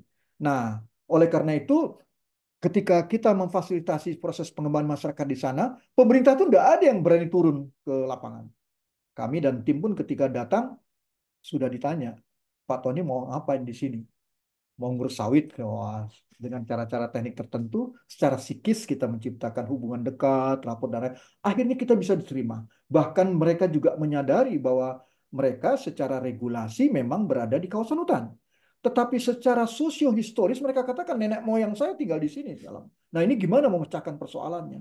Maka kita pertemukanlah di waktu itu kita undang di satu hotel antara masyarakat dari perwakilan-perwakilan dengan Kementerian Kehutanan yang ada di daerah. Kita pertemukan, diskusi sama-sama ya. Ini menarik. Akhirnya cara-cara seperti itu bisa memecahkan konflik resolution. Dicarilah satu cara. Bagaimana sebenarnya masyarakat tidak menanam sawit di kawasan hutan. Ya, kemudian dengan cara-cara tertentu, ada program-program tertentu yang coba diangkat oleh masyarakat, mereka secara bertahap akan meninggalkan sawit, kemudian mencocok tanam yang lain di luar kawasan hutan. Itu lakukan. Tapi persoalannya ada yang satu desa hampir seluruhnya di kawasan hutan. Yang menarik. Dan ini memang tidak bisa selesai dengan proses pemberdayaan dan resolusi konflik. Harus ada kebijakan-kebijakan pemerintah. Itu yang dilakukan. Tetapi paling tidak saya mengatakan ini sudah bisa dengan membangun persepsi yang sama antara pemerintah yang tadi yang takut ke lapangan itu ya, sekarang sudah bisa menciptakan konflik resolution. Bagaimana cara memecahkan persoalan. Nah, caranya mereka menemukan teknologi-teknologi budidaya, bagaimana lama-lama meninggalkan sawit dan komoditas tertentu. Tapi persoalan yang kita lihat adalah memang rantai pasok sawit itu lebih menarik dari nanam karet ke tanaman yang lain. Karena apapun yang Anda tanam sawit pasti laku. Itu jadi. Nah, ini persoalan. Jadi di sini saya akan menunjukkan bahwa dalam konteks pengembangan masyarakat tidak cukup memberdayakan. Kebijakan-kebijakan pemerintah untuk menciptakan rantai pasok terhadap komoditi yang mereka tanam, termasuk ternak, itu sangat menentukan. Nah, inilah satu contoh ya, bagaimana perkebunan sawit dalam kawasan hutan Baworok dan Aceh Tamiang dalam konteks pengembangan masyarakat. Lagi-lagi persepsi yang berbeda itu kita coba selesaikan dengan membangun resolusi konflik. Yang terakhir rekan-rekan, ini tentang literasi digital komunitas pedesaan Natuna. Nah, ini ujung utara perbatasan ya, daerah terluar terdepan ya. Nah, bagaimana proses-proses pengembangan masyarakat karena ini sangat penting. Mereka juga menghadapi secara global bagaimana tekanan-tekanan dari negara-negara seperti Cina ya. Mereka menjadi nelayan sulit. Nah, di antara masyarakat pun terdapat banyak perbedaan-perbedaan persepsi ya ketika melihat bagaimana mengelola sumber daya yang ada. Ternyata persepsi itu bisa dibangun dengan baik apabila diorganize dengan literasi digital, dengan aplikasi-aplikasi yang kita buat di PB bekerja sama dengan Ilkom ya, kita coba buat di sana, masyarakat mampu menggunakan gadgetnya, media-media sosial untuk meningkatkan literasinya, bagaimana membangun persepsi yang sama dalam konteks menciptakan kerjasama di antara masyarakat, di antar bisnis dalam mengelola sumber daya seperti perikanan, kelautan ya, termasuk juga hutan-hutan yang ada di sekitarnya. Tapi persoalannya adalah memang kalau kita lihat banyak karena ini masih daerah militer, ada proyek-proyek pembangunan yang dirahasiakan. Jangankan rakyat, bupati aja nggak tahu gitu ya. Itu bangun seperti misalnya pelabuhan kapal selam dan sebagainya itu banyak terjadi di sini. Nah, ini menjadi persoalan juga sehingga kami katakan tidak cukup ini masyarakat dengan pemerintah, tetapi dengan unsur militer pun harus diselesaikan. Nah, kalau persepsi ini bisa kita bangun dengan literasi digital, maka kerjasama antar multi pihak itu dapat dilakukan. Itu berbagai ilustrasi yang coba saya bantu menjelaskan kepada rekan-rekan semuanya dengan bagaimana kalau kita cari benang merahnya ya dalam pengalaman kami secara empiris dengan 12 kasus tadi, maka tampaknya yang mendasar itu adalah perbedaan persepsi. Itu yang perlu dibangun. Nah, kalau kita menyelesaikan perbedaan persepsi dari pengalaman empiris itu adalah membangun interaksi, komunikasi, dialogis. Itu menjadi sangat penting. Apakah untuk membangun kerjasama, menyelesaikan konflik, resolve konflik, memberdayakan masyarakat, ya itu menjadi sangat penting. Ini kalau kita lihat benang merahnya dari persoalan-persoalan yang tadi saya sampaikan seperti itu. Demikian yang dapat saya sampaikan, Ibu Nurmala, Ibu Ratri, dan rekan-rekan mahasiswa. Silakan kalau ada komentar, ya. Sudah 1 jam lebih saya menceritakan ya bagaimana proses-proses pengembangan masyarakat dalam konteks psikologis ya. Terima kasih. Terima kasih Pak Tony. Eh, Teman-teman sekalian, tadi dari penjelasan Pak Tony tadi kita melihat ya bagaimana didemonstrasikan berbagai konsep-konsep psikologi itu ternyata tolong ini ya apa namanya open ininya, open kameranya ya. Ini saya takutnya lagi pada tidur nih Pak Tony. Coba on cam, on cam, on cam. Saya mau lihat wajah-wajah Anda dong. Ada yang pakai iPhone, namanya jadi iPhone. Gimana ini? Ini jangan sampai pada tiduran ini. Coba, coba, coba tampilkan wajah-wajah. Nah, itu dia. Tadi didemonstrasikan sampai 12 kasus ya Pak Tony ya. 12 kasus pengembangan masyarakat yang jelas memperlihatkan bagaimana konsep-konsep psikologi sosial itu ternyata jelas dapat mempengaruhi bagaimana proses-proses pengembangan masyarakat. Begitu Pak Tony ya. Yang Ya, diawali dengan persepsi sosial, kita tahu bahwa persepsi sosial itu adalah bagian dari sikap ya. Dan persepsi sosial itu kalau tadi penjelasan Pak Tony itu ternyata dipengaruhi oleh juga tadi ya, identitas sosial mereka.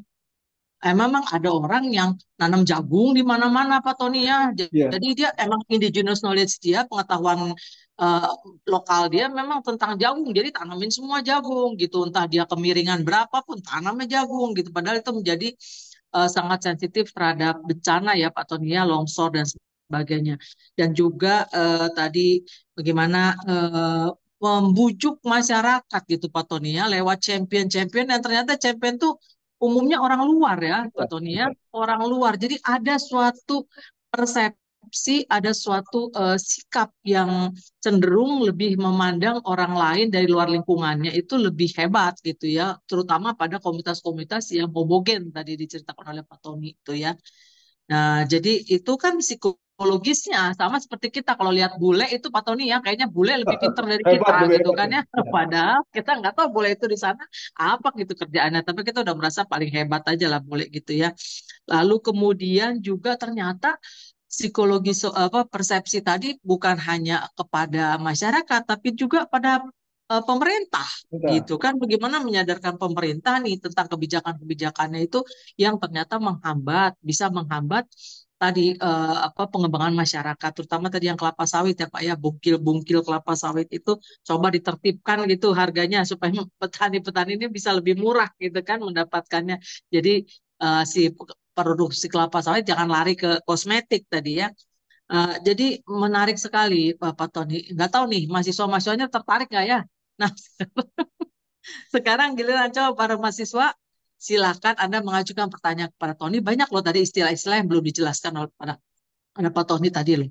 Ya, coba sekarang kita gali karena nanti untuk praktikum nanti kita ingin agar mahasiswa nanti menjawab pertanyaan-pertanyaan ya mengenai tadi penjelasan Pak Tony yang udah panjang banget 1 jam lebih gitu, sejauh mana bisa melihat aplikasi dari psikologi sosial dan semua tadi konsep-konsep yang Pak Tony jelaskan tuh sudah kami bahas Pak Tony di paruh. Jadi sekarang tinggal bagaimana nanti Anda menjawab menjelaskan itu tadi bagaimana kasus-kasus tadi itu terjadi dan bagaimana bisa kita menggunakannya dalam pengembangan masyarakat.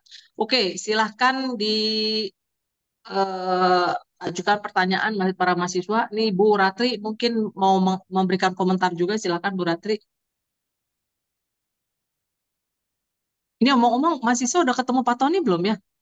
Sudah ketemu Pak Tony nggak di mata kuliah pengemas? Sudah pernah Pak? Semester yang lalu ya, sepertinya ya Pak. Ini kan semester 2 ya? Semester 3 ya? 4 ya? Semester semester 3 seharusnya sudah bertemu dengan Bapak Pernah di kali sekali. pengembangan. Ya. Iya, Sudah ya, sudah ya. sudah.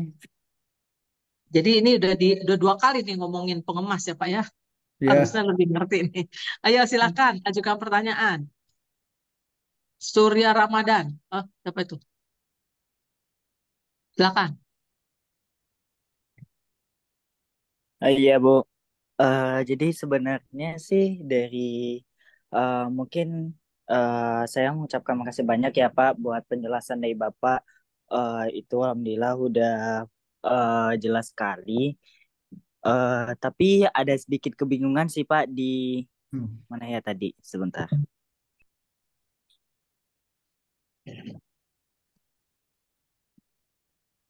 Perlu saya share? Enggak Pak. Saya mau buka notulensi saya lagi. Sebentar ya Pak. Nah, jadi di sini Pak, di bagian paradigma pengembangan. Nah, di sini kan ada production centered development sama Hmm. people centered development. Nah, jadi eh contoh dari contoh lain dari people centered development ini apa sih Pak? Ya. Jadi gini, tadi kan saya katakan bahwa pengembangan masyarakat itu apabila akan dilakukan, dia harus merujuk pada paradigm shift, pergeseran paradigma dari production center development ke people center development. Saya tidak mengatakan paradigm changing ya, tapi paradigm shift, menggeser. Jadi keseimbangannya yang perlu lakukan. Mana yang mau lebih dominan ini? Nah, tadi saya contohkan di zaman Soeharto dulu Orde Baru itu kita pernah dengan production center development. Kita pernah swasembada beras loh, diundang FAO, tapi petaninya sampai sekarang tetap miskin. Bahkan koefisien efisien tertinggi. 76% pendapatan rumah tangga petani tanaman pangan padi itu dari luar pertanian, hanya 24%. Nah, sekarang dengan pengembangan masyarakat, bagaimana kita merujuk atau berfokus kepada si petaninya? Misalnya contoh gini, di Jepang, mengapa petani mau tetap tanaman padi walaupun dia sudah industri? Karena yang disubsidi pemerintah bukan sarana produksi. Kalau kita di Indonesia kan disubsidi kan pupuk, obat-obatan kan. Ya murah lah petani beli. Tapi ketika produksi meningkat, harga jatuh, nggak ada yang beli. Nah, itu ya. Tapi kalau di Jepang, itu yang disubsidi bukan sarana produksi, tapi harga jual. Jadi kalau di Jepang itu katanya, 1 ton padi itu dibeli oleh pemerintah 1.000 yen. Jadi setiap petani nanam padi dibeli oleh pemerintah tuh 1 ton 1.000 yen. Tapi ketika sudah diolah oleh pemerintah, dijual kepada masyarakat 1 ton hanya 700 yen. Berarti kan 300 yen langsung diperoleh oleh petani kan. Nah kalau saya tanya pada Anda sebagai petani, mana nggak mau kita tetap nanam kan pasti dibeli dengan harga mahal. Di kita tidak. Sarana produksi disubsidi memang benar pupuk murah, obatan. Tapi ketika produksi meningkat, itu harga jatuh. Nggak ada yang beli. Kan gitu kan?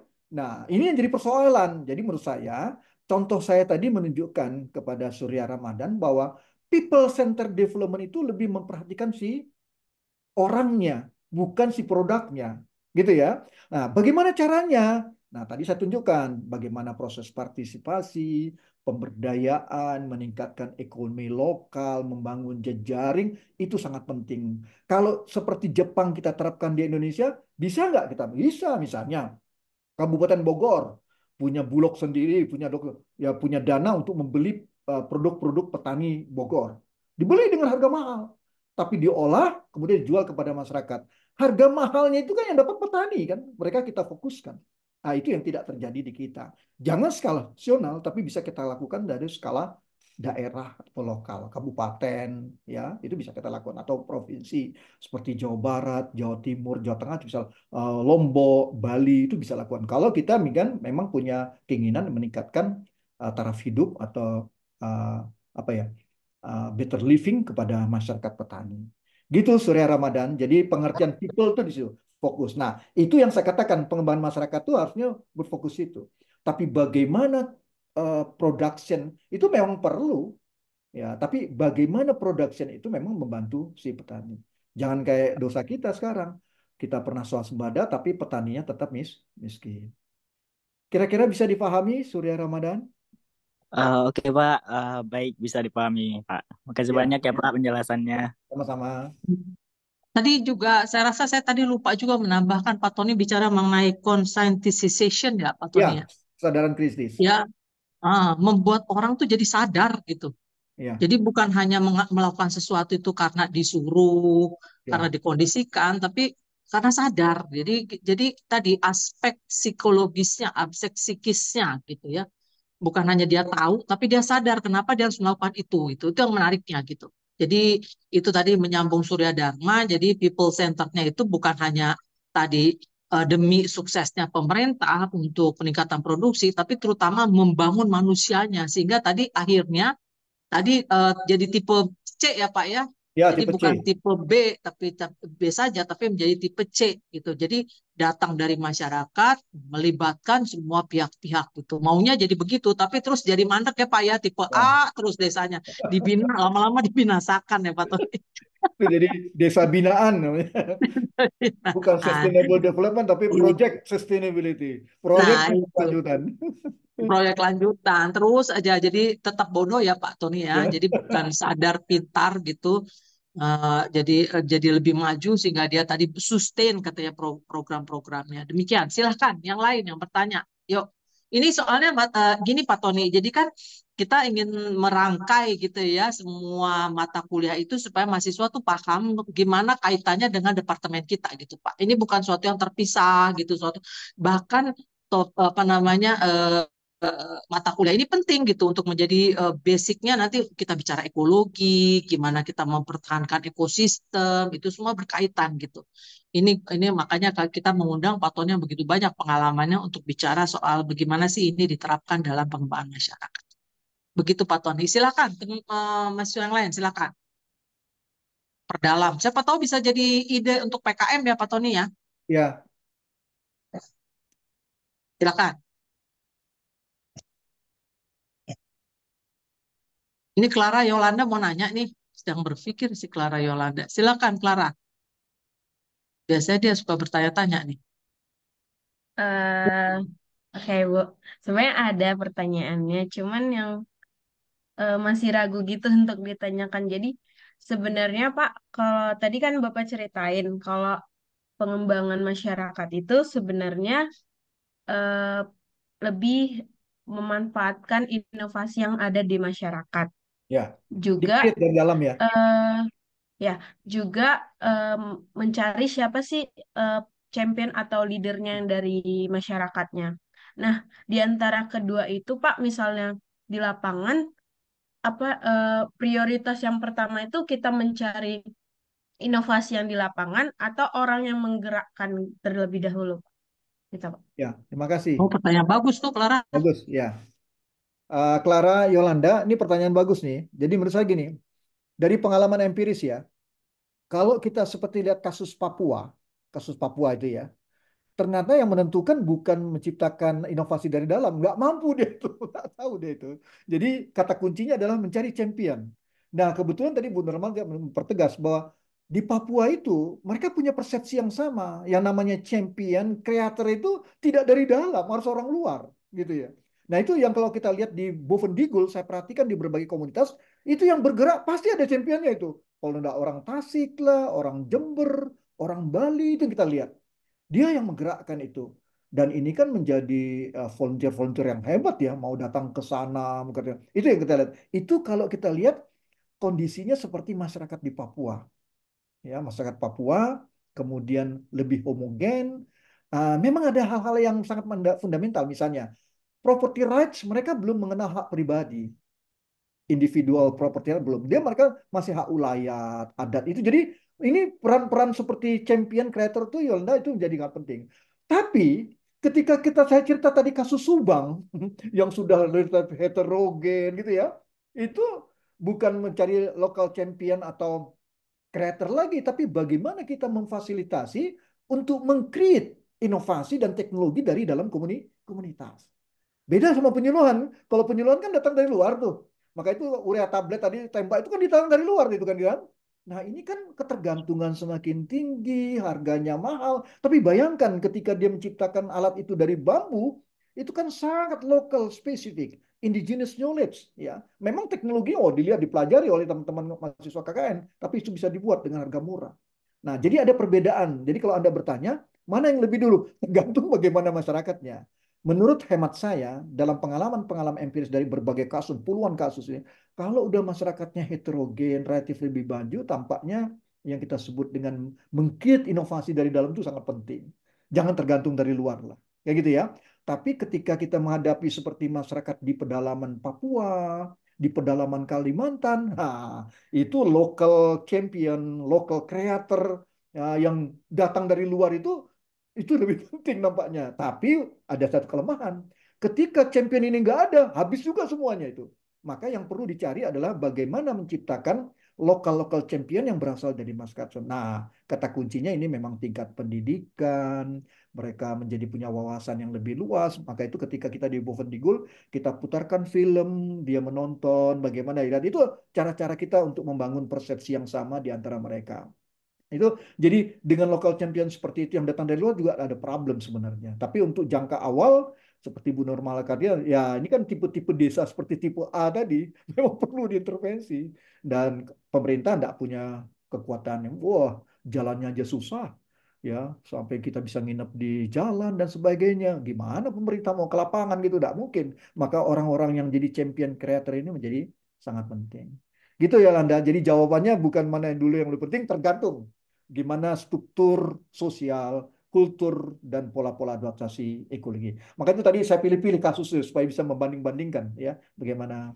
Sama juga yang seperti di Kalimantan tuh ya, yang sawit dengan sinar mas itu Dayak ya, kemudian di Melayu pesisir itu beda sekali. Tapi di antara mereka ada juga yang sudah sekolah, bahkan ada yang jadi akuntan dan sebagainya. Ketika pulang ngomong sama rakyatnya, sama orang tuanya, enggak jejak bumi itu udah ketinggian. Nah, ini perlu nih orang yang paham dengan dunianya, tapi dia punya visi, wawasan yang lebih luas. Itu yang harus kita bangun. Gitu ya, Landa. Terima kasih, Pak. Sama-sama. Saya kembalikan pada Ibu Ratri. Silakan Bu Ratri. Ya, baik, terima kasih Bu Nurmala. Luar biasa Pak Tony, terima kasih atas tambahan pengetahuan mengenai pengembangan masyarakat, apalagi tadi menggunakan konsep-konsep psikologi sosial dalam melaksanakan kegiatan pengembangan masyarakat. Eh, Waktunya sudah 9.40, saya akan share screen sertifikat Bapak yang akan disampaikan oleh Bu Nurmala. Oh iya, ya. Terima kasih Pak Tony untuk kesediaannya memberikan kuliah pada pagi hari ini mengenai pengaplikasikan psikologi sosial dan penerapan pengembangan masyarakat. Masih. Jadi sekedar ini Pak Tony sebagai ucapan terima kasih terutama dari kami para dosen dan juga mahasiswa dalam mata kuliah psikologi sosial. Semoga Pak Tony sehat-sehat selalu ya Pak ya, dan bisa nanti memberikan lagi pada kuliah-kuliah psikologi sosial berikutnya. Terima kasih Pak Tony, salam sehat. Terima kasih Bu Nurmala, Bu Rati, dan rekan-rekan mahasiswa. Mungkin kita bisa diskusi lebih lanjut nanti. Terima kasih.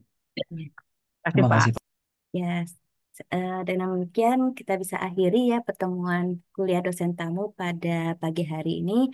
Sekali lagi terima kasih kepada Pak Tony dan juga kepada Bu Nurmala dan teman-teman yang sudah hadir dalam kuliah dosen tamu pagi hari ini. Baik, saya tutup. Wassalamualaikum warahmatullahi wabarakatuh. Salam.